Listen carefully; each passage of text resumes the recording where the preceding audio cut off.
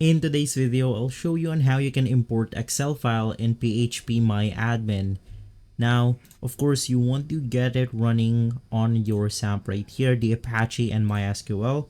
So from there, you then want to head over to phpMyAdmin, click on the import button, and basically inside this page, we then have to select the choose file option.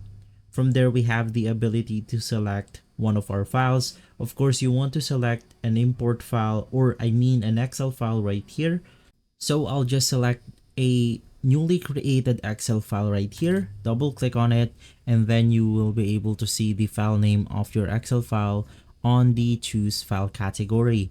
You just want to scroll all the way down, click on the import button, and from there, you are good to go. If this video has been helpful, leave a like, subscribe, and follow Guide to Everything for more videos like this. Thanks for watching.